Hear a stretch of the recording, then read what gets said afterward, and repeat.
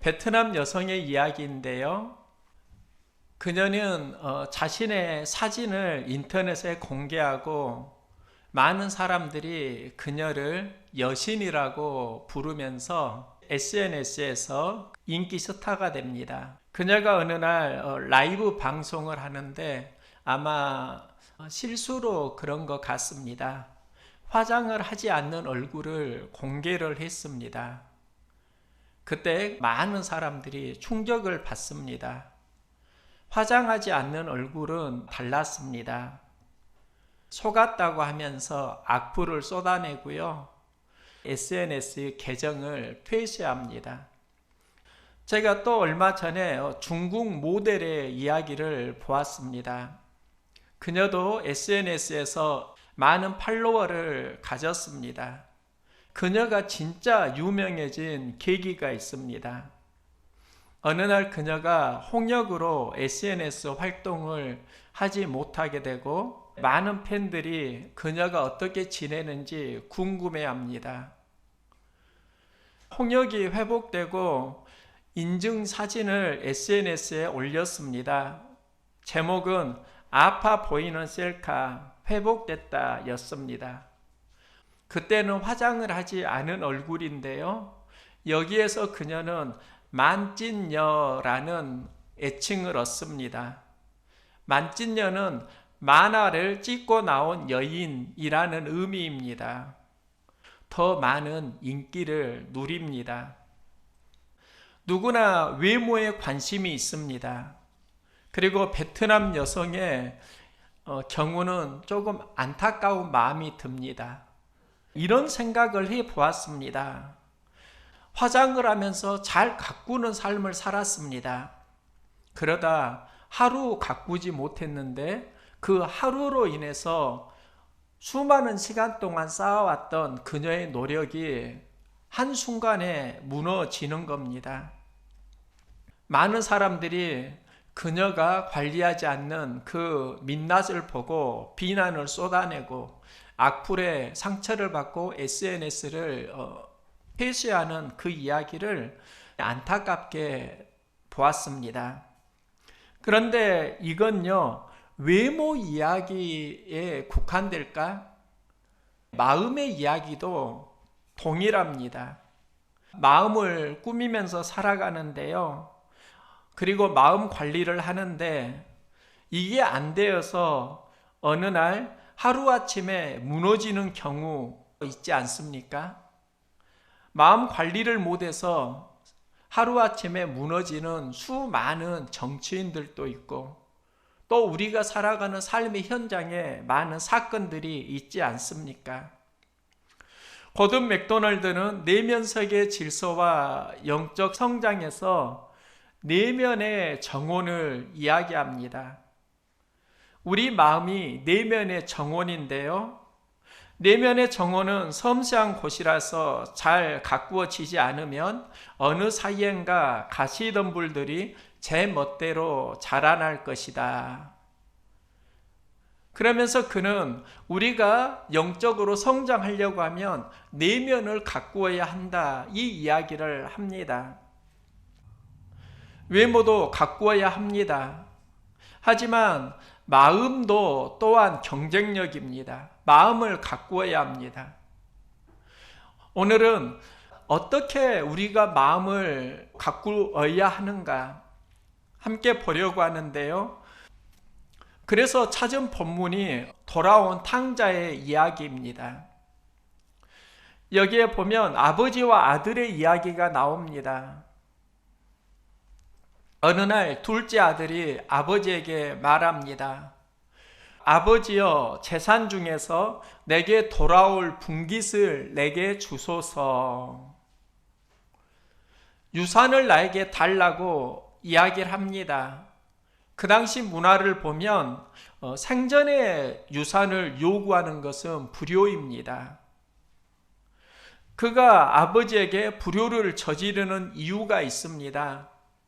아버지 안에서 누렸던 삶보다 내 자신이 원하는 삶을 살아가고 싶다.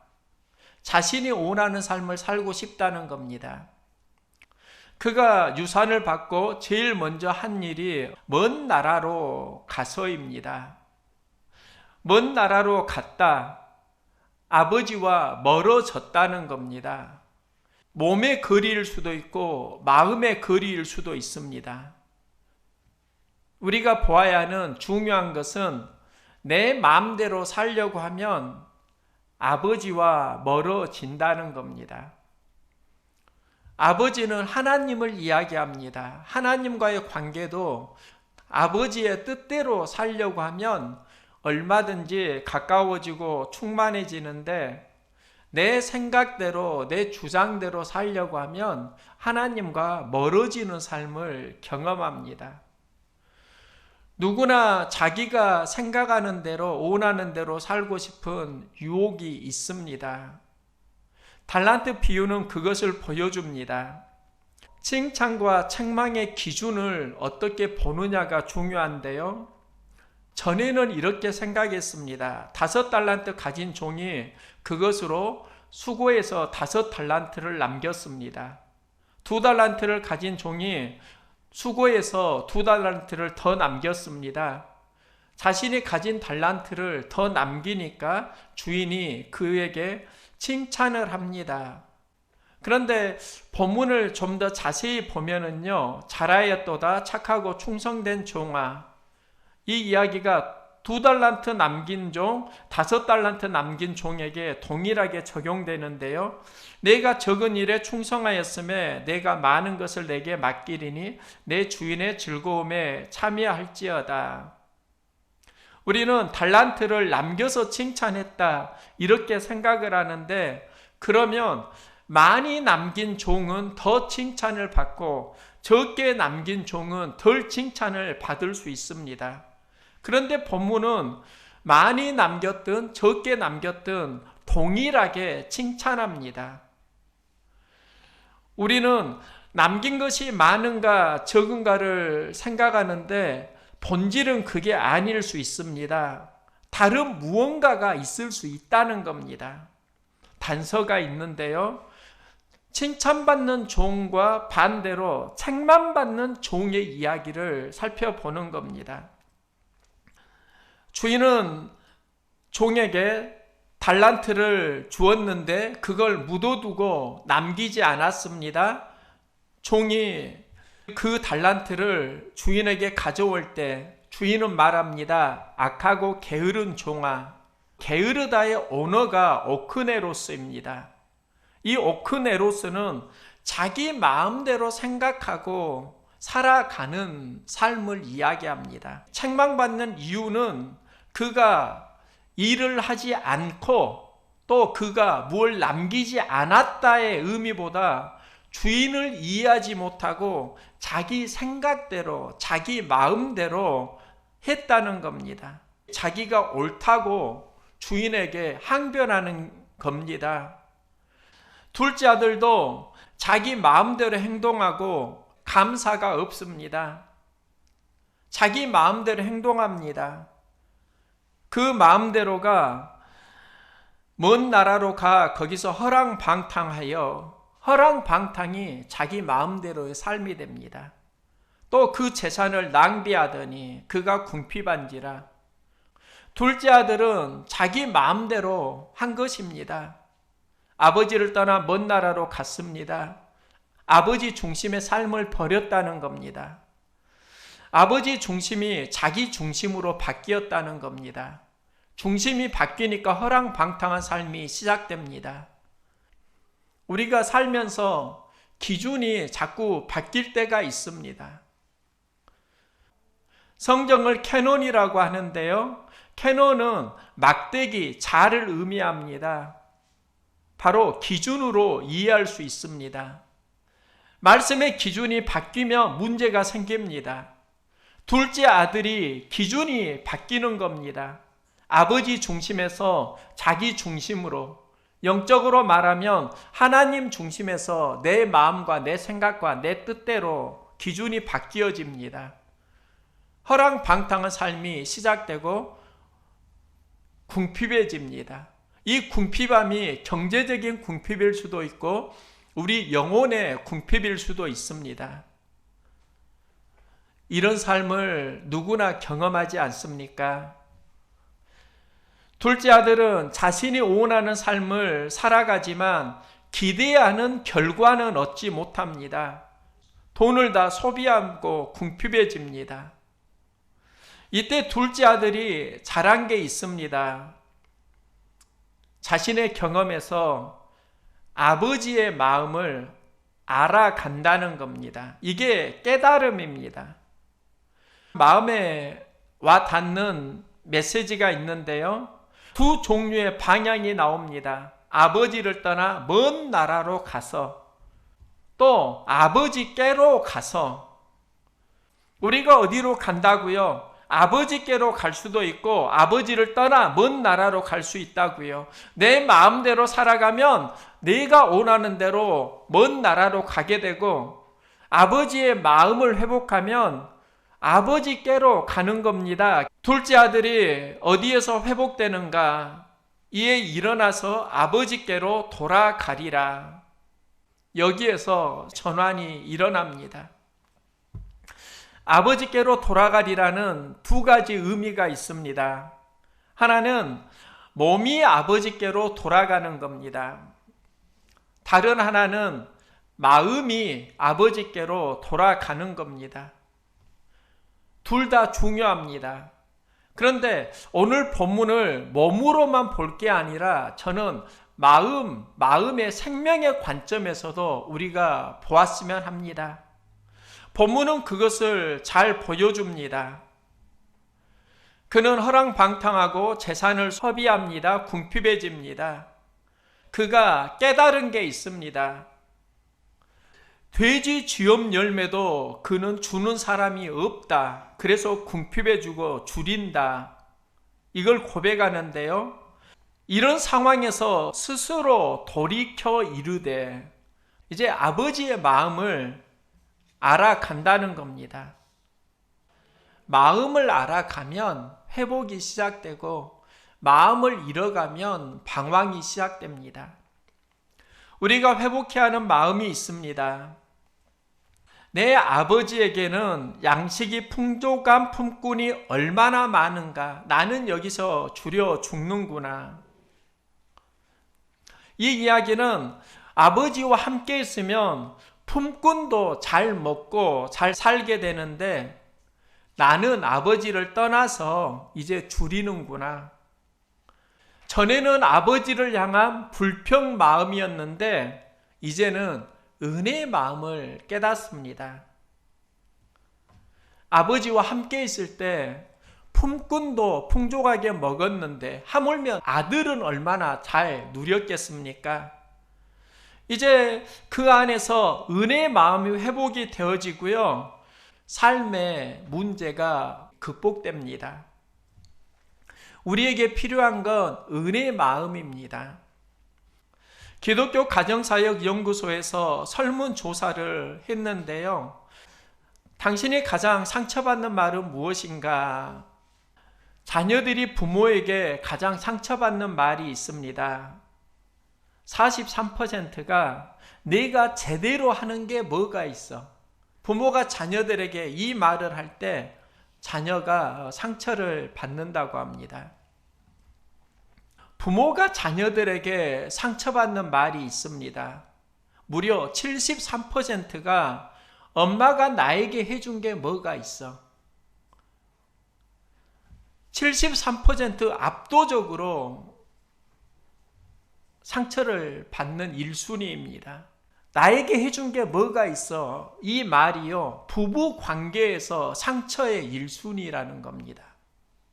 남편이 아내에게 상처받는 말 1순위가 당신이 나에게 해준 게 뭐가 있어? 해준 게 있을 수도 있고 해준 게 없을 수도 있지요. 그런데 이 말의 중심에는 나는 당신에게 은혜의 마음이 없어라는 고백입니다. 그러니까 관계가 힘들어지지요. 은혜의 마음이 사라질 때 상처를 준다는 겁니다. 둘째 아들이 아버지를 떠난 이유가 있습니다. 아버지와 함께 살면서 아빠가 나에게 해준 게 뭐가 있어? 은혜의 마음을 소멸하면서 그 아버지를 떠나게 되고, 그가 돌아온 이유가 있습니다. 삶이 궁핍해지면서 내가 아버지에게 누렸던 것이 참 많았구나. 은혜의 마음을 깨닫는 겁니다. 이게 하나님과 우리의 관계입니다. 우리가 하나님 안에 은혜의 마음을 회복하면 삶이 회복됩니다. 삶이 건강해집니다. 그가 은혜의 마음을 회복하니까 이제 먼 나라에 있던 그 상황에서 아버지를 향해서 몸의 방향이 가까워집니다. 내가 하늘과 아버지께 죄를 지었사오니 나를 품꾼의 하나로 보소서. 나를 품꾼의 하나로 보라고 합니다. 품꾼의 하나로 보라는 이 말이 무엇일까? 그는 아들인데 왜 자신을 품꾼의 하나로 보라고 하는가? 여기에 영적 의미가 있는데요. 그가 아버지에게 돌아갈 때 고백하는 건 종의 마음입니다. 우리에게 무엇이 필요한가?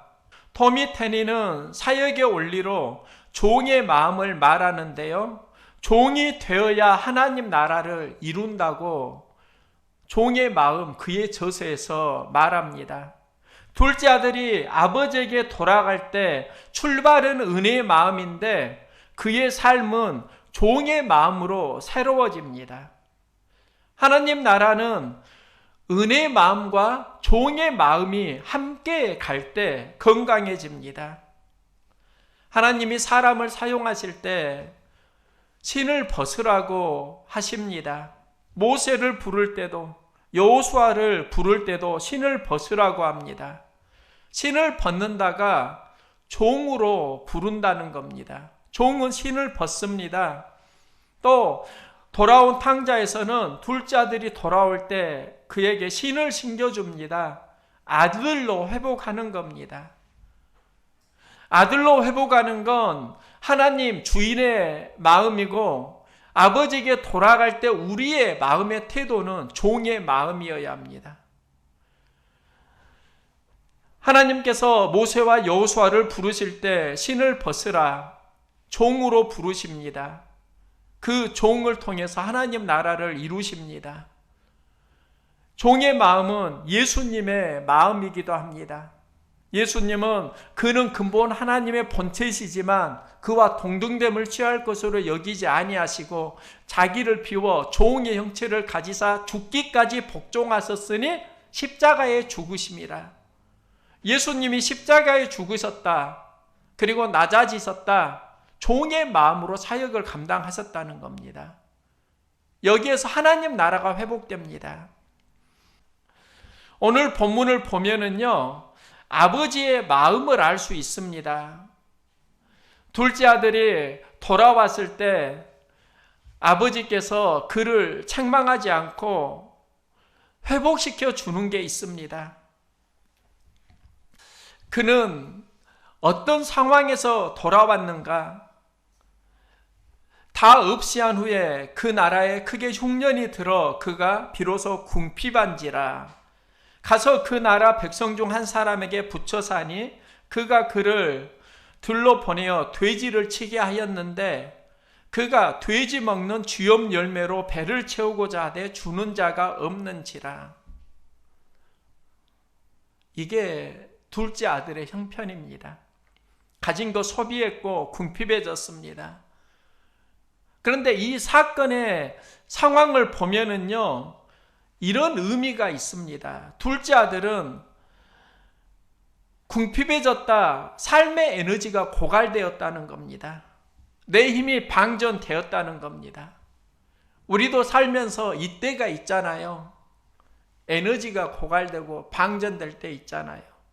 누군가 도와주지 않으면 일어설 수 없을 때, 누군가 도와주어야 하는데 돼지 쥐염 열매도 주지 않을 때, 돼지보다 더 못한 자신이 느껴질 때, 이때 찾아오는 감정이 있습니다. 자존감이 무너집니다. 오늘의 위기는 자존감이 무너지는 데서 시작될 수 있습니다. 자존감이 무너지면서 힘을 잃습니다.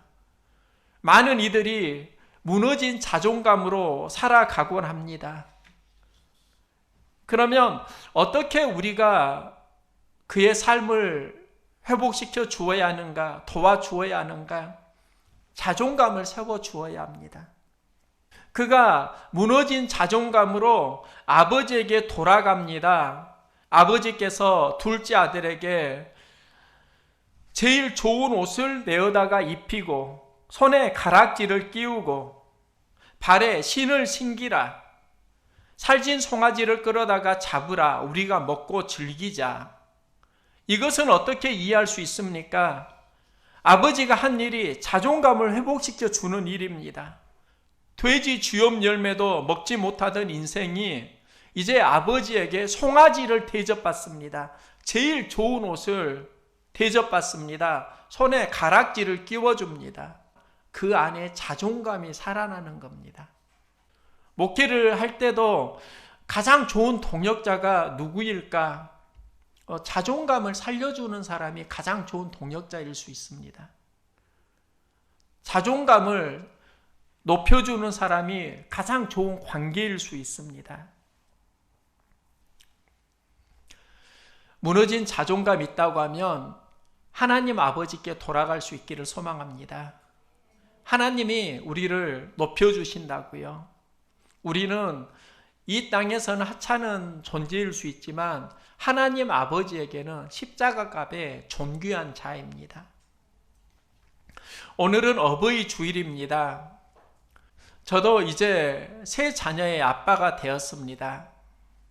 어버이날에 자녀들이 손편지 그리고 용돈, 영상편지를 주었는데요. 저에게 인상 깊은 선물 하나가 있습니다. 딸이 저에게 쿠폰을 주었습니다. 그 쿠폰은 유효기간이 1년입니다. 쿠폰의 내용은 이런 겁니다. 한 달에 한 번 소원 쿠폰. 소원을 말하면 들어주는 겁니다. 또 심부름 쿠폰. 이건 일주일에 한 번 1년간 유효합니다. 일주일에 한 번 심부름을 시킬 수 있다는 겁니다.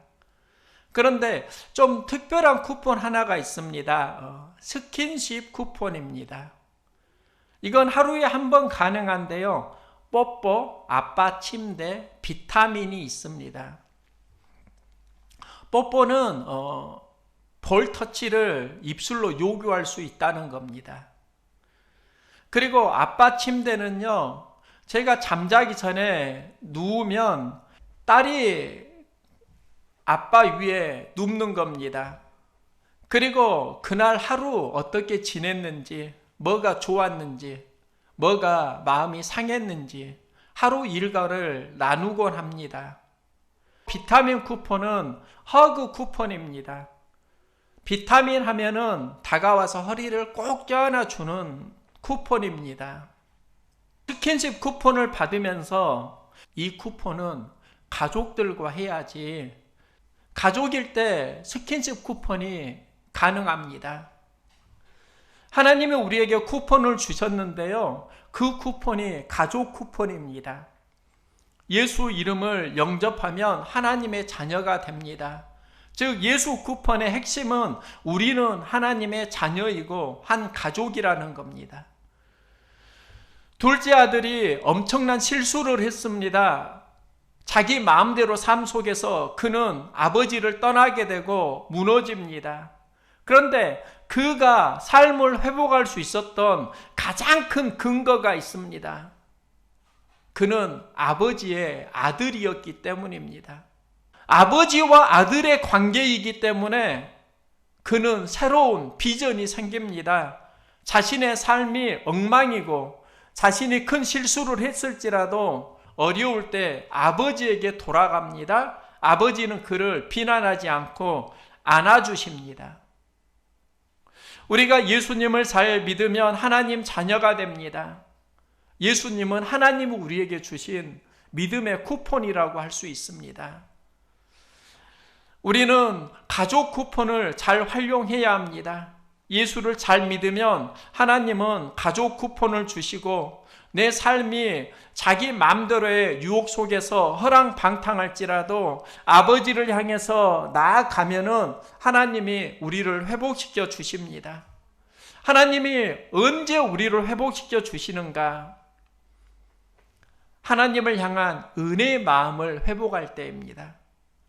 우리가 어려울 때 일어날 수 있는 힘은 하나님 은혜로 다시 내가 살아갈 수 있다.